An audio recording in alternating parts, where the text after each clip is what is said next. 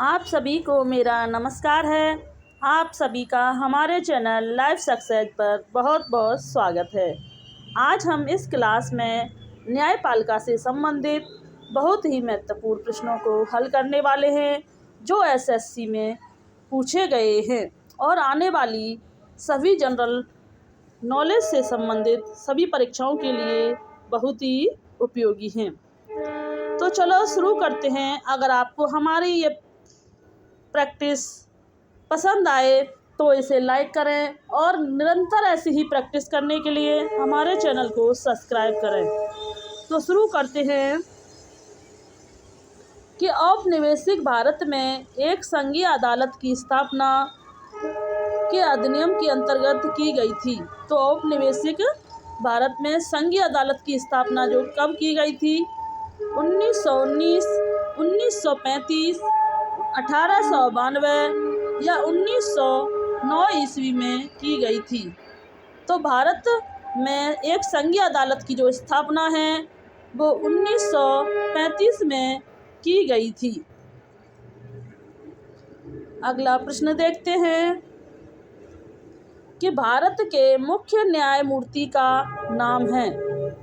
तो भारत के यह उस टाइम के करंट अफेयर का क्वेश्चन है, इसलिए इसे यहाँ छोड़ते हैं।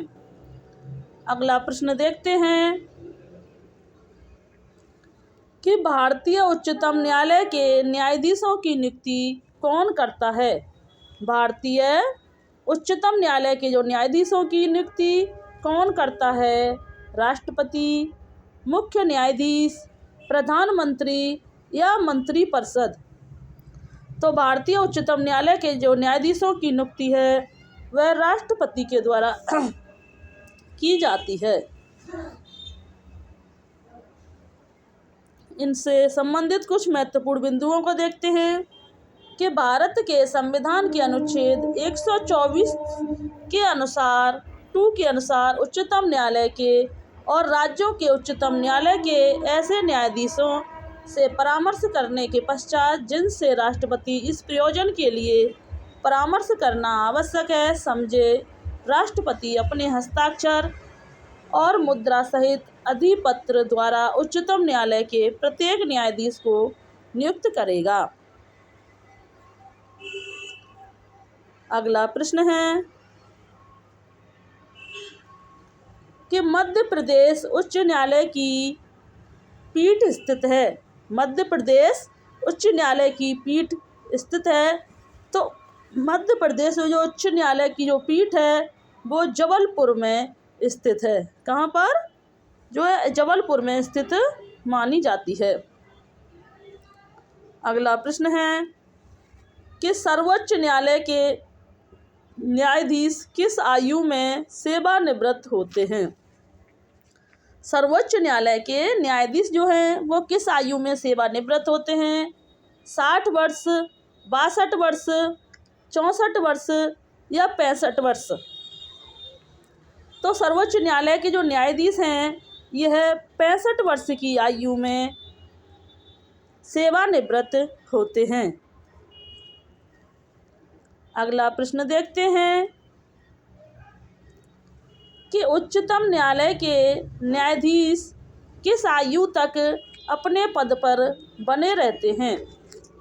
उच्चतम न्यायालय के न्यायाधीश किस आयु तक अपने पद पर बने रहते हैं? 62 वर्ष, 65 वर्ष, 70 वर्ष या कोई आयु सीमा नहीं है। तो उच्चतम न्यायालय के जो न्यायाधीश हैं यह 65 वर्ष तक अपने पद पर बने रहते हैं। अगला प्रश्न देखते हैं कि उच्चतम न्यायालय के मुख्य न्यायाधीश की अधिक वार्षिकता आयु क्या है? तो उच्चतम न्यायालय के जो न्यायाधीश की जो अधिक वार्षिकता जो आयु है वो 65 वर्ष मानी जाती है। यह क्वेश्चन देखो कितनी बार रिपीट हुआ है। कुछ महत्वपूर्ण क्वेश्चन होते हैं जो लगभग हर परीक्षा में रिपीट होते रहते हैं। अगला प्रश्न देखते हैं कि निम्न में से कौन सी रिट ऐसी है जो केवल किसी सरकारी पदाधिकारी के विरुद्ध लागू की जा सकती है। निम्न में से कौन सी रिट ऐसी है जो केवल किसी सरकारी पदाधिकारी के विरुद्ध लागू की जा सकती है? तो बंदी, उपस्थापन, परमादेश, निषेध या उत्प्रेषण। तो जो कौन सी ऐसी रिट है जो केवल सरकारी पदाधिकारी पर लागू की जा सकती है? तो वह परमादेश है। परमादेश जब कोई सरकारी अधिकारी कोई अपना कार्य ठीक से नहीं करता है तो उसे परमादेश के तहत उसको ठीक से कार्य करने का आदेश दिया जाता है। अगला प्रश्न देखते हैं कि भारत के उच्चतम न्यायालय को प्राप्त है मूल अधिकार क्षेत्र, परामर्शदात्री अधिकार क्षेत्र, अपीली परामर्शदात्री अधिकार क्षेत्र, मूल अपीली परामर्शदात्री अधिकार क्षेत्र।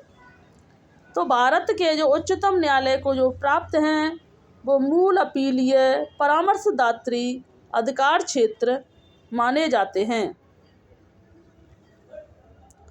अगला प्रश्न देखते हैं कि अंतिम अपीली न्यायालय कौन सा है? अंतिम अपीलीय जो न्यायालय कौन सा है? उच्च न्यायालय, जिला न्यायालय, सिविल न्यायालय या उच्चतम न्यायालय? तो जो अंतिम अपीलीय जो न्यायालय माना जाता है वह उच्चतम न्यायालय को माना जाता है। अगला प्रश्न देखते हैं का मतलब सर्वोच्च न्यायालय मामले और उससे शामिल कानूनी मुद्दों पर पुनः विचार करेगा।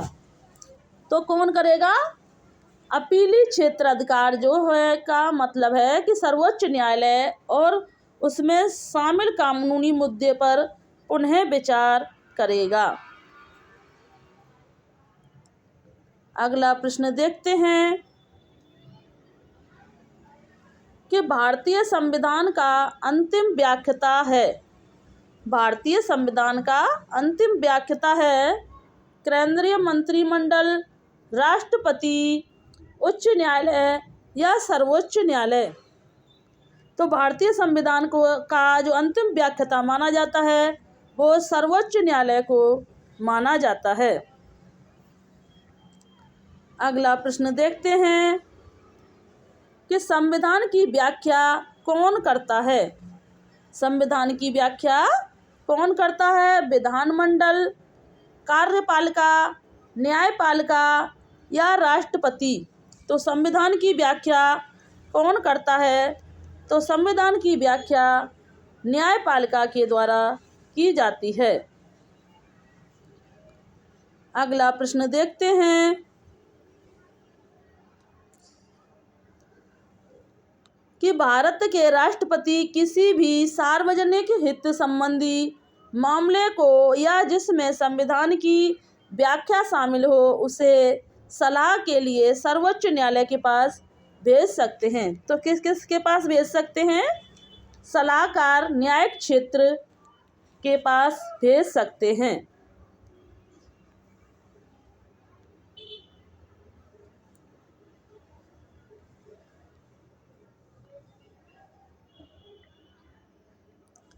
अगला प्रश्न है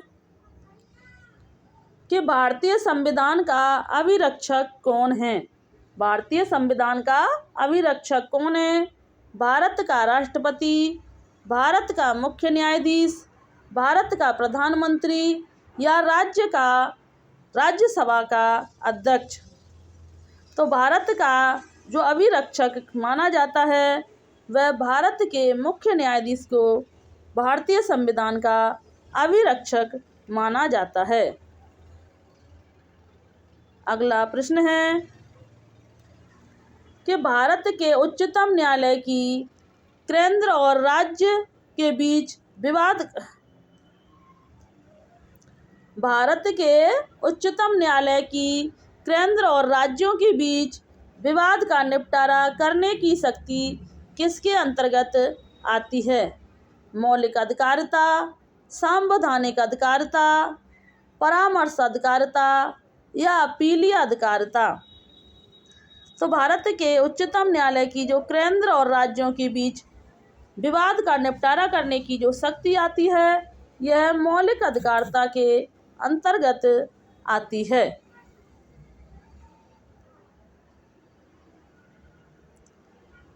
अगला प्रश्न देखते हैं कि भारत के उच्चतम न्यायालय के न्यायाधीश के रूप में नियुक्ति के लिए निम्नलिखित में से कौन सी अर्हता अनिवार्य नहीं है? भारत का नागरिक होना, आयु कम से कम 35 वर्ष होना, एक या अधिक उच्च न्यायालयों में से कम 10 वर्ष तथा एडवोकेट के रूप में प्रैक्टिस कर चुका हो, या एक प्रतिष्ठित विधि वेत्ता होना चाहिए। तो भारत के उच्चतम न्यायालय के न्यायाधीशों के रूप में नियुक्ति के लिए जो अर्हता नहीं मानी गई है कि आयु कम से कम 35 वर्ष होनी चाहिए, यह इसकी योग्यता नहीं मानी गई है।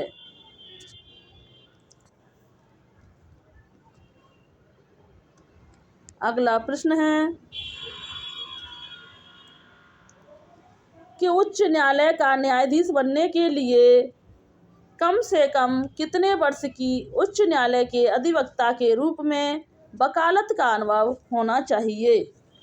उच्च न्यायालय का न्यायाधीश बनने के लिए 10 वर्ष की वकालत का अनुभव होना चाहिए। अगला प्रश्न है कि उच्चतम न्यायालय के सेवानिवृत्त न्यायाधीशों के लिए कहाँ पर वकालत करने की मनाही है?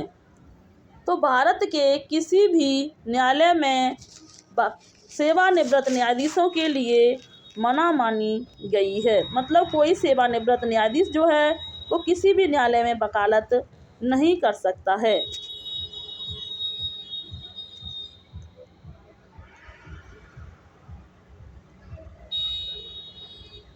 ये पीडीएफ भी इधर उधर हो गई।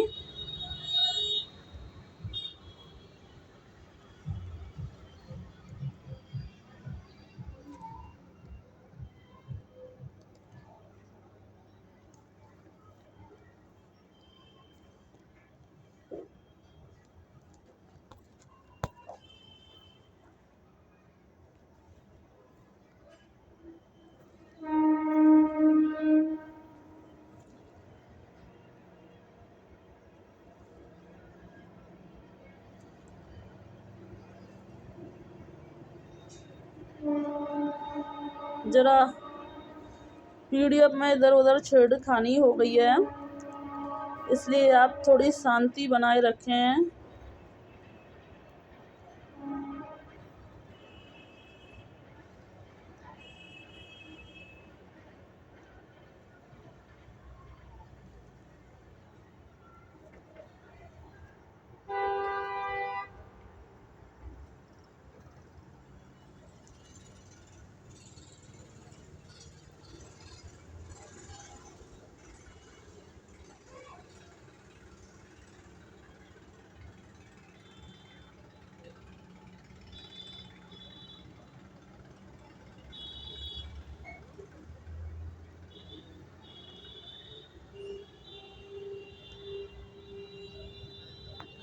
हम जो कहाँ थे ये देखते हैं। हाँ, यह यहाँ से हमने 20 क्वेश्चन कर लिए थे।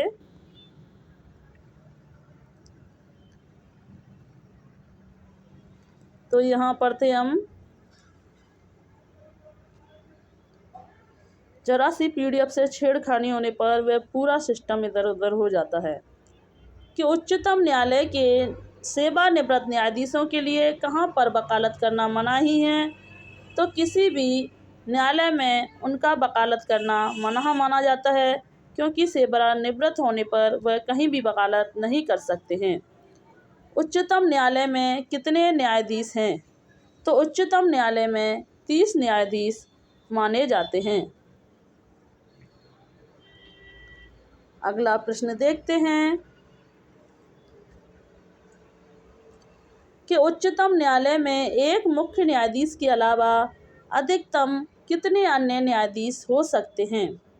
तो उच्चतम न्यायालय में एक मुख्य न्यायाधीश के अलावा 25 जो हैं अन्य न्यायाधीश हो सकते हैं। अगला प्रश्न देखते हैं कि भारतीय संविधान के किस संशोधन के तहत उच्च न्यायालय के न्यायाधीशों की सेवानिवृत्ति की आयु 60 से 62 वर्ष कर दी गई थी? तो यह कर दी गई थी 15वें संविधान संशोधन के तहत उच्च न्यायालय के न्यायाधीशों की जो सेवानिवृत्त आयु है वो 60 से 62 वर्ष कर दी गई थी। अगला प्रश्न देखते हैं कि उच्च न्यायालय के सेवानिवृत्त न्यायाधीशों को वकील के रूप में काम करने की अनुमति नहीं होती है। तो उच्च न्यायालय उस उच्च न्यायालय में जिससे वह सेवानिवृत्त होते हैं, तो जिस न्यायालय से वो सेवानिवृत्त होते हैं वहाँ पर उन्हें वकील के रूप में कार्य करने की अनुमति नहीं दी जाती है। अगला प्रश्न देखते हैं कि राज्य के लिए एक निर्वाचन याचिका का निर्णय करने का अधिकार किसको है? तो एक राज्य के लिए निर्वाचन याचिका का निर्णय करने का जो अधिकार है वो उच्च न्यायालय को माना जाता है। अगला प्रश्न देखते हैं कि न्यायपालिका के द्वारा बनाए गए कानून को कहते हैं। न्यायपालिका के जो द्वारा बनाए गए कानून हैं उन्हें निर्णय विधि कहा जाता है। अगला प्रश्न देखते हैं कि सबसे पहले किस उच्च न्यायालय ने घोषणा की थी कि बंद असंवैधानिक है? तो ये जो कहा था यह केरल ने सबसे पहले इसकी घोषणा की थी। अगला प्रश्न देखते हैं कि उच्चतम न्यायालय ने किस मामले में मौलिक अधिकारों की प्रमुखता राज्य नीति के निर्देशक सिद्धांतों से ऊपर स्थापित की थी? तो यह गोलकनाथ का मामला माना जाता है। अगला प्रश्न देखते हैं कि निम्नलिखित में से कौन मूल अधिकारों का संरक्षक कौन है? तो निम्नलिखित में से मूल अधिकारों का संरक्षक कौन है? विधायिका, कार्यपालिका, राजनीतिक दल या न्यायपालिका? तो निम्नलिखित में से जो मूल अधिकारों का संरक्षक माना जाता है वह न्यायपालिका को माना जाता है। अगला प्रश्न देखते हैं इस कि उच्च न्यायालय में अपील की जा सकती है यदि सत्र न्यायालय ने दंड दिया हो 1 वर्ष, 2 वर्ष, 3 वर्ष या 4 वर्ष। तो इसमें से जो एक भी आंसर सही नहीं माना गया है।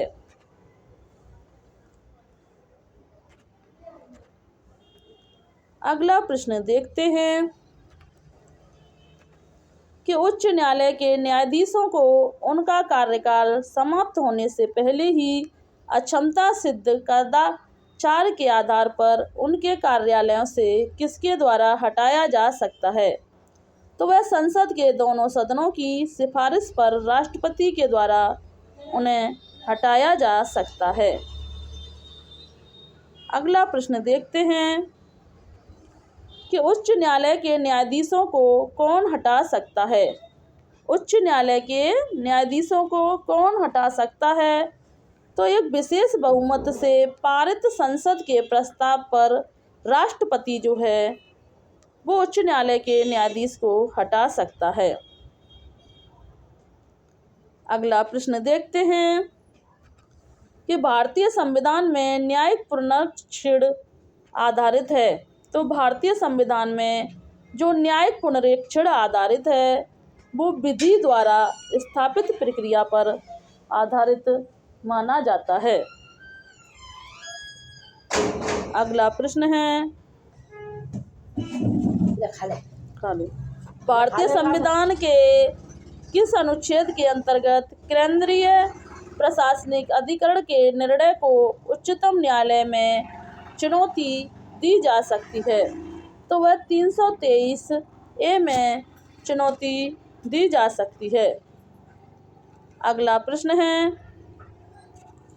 कि जिला न्यायालय के न्यायाधीशों की नियुक्ति किसके द्वारा की जा सकती है? तो जिला न्यायालय के जो न्यायाधीशों की नियुक्ति है वह राज्यपाल के द्वारा की जा सकती है। अगला प्रश्न है जो नेशनल ग्रीन ट्रिब्यूनल किससे संबंधित मामलों को देखता है? तो नेशनल ग्रीन ट्रिब्यूनल जो है वो पर्यावरण संरक्षण और वन संरक्षण से संबंधित मामलों को देखता है। तो आज की क्लास को हम यहीं समाप्त करते हैं। अगर आपको हमारी यह क्लास अच्छी लगी हो तो इसे लाइक करें और ऐसे ही निरंतर प्रैक्टिस करने के लिए हमारे चैनल को सब्सक्राइब करें। धन्यवाद।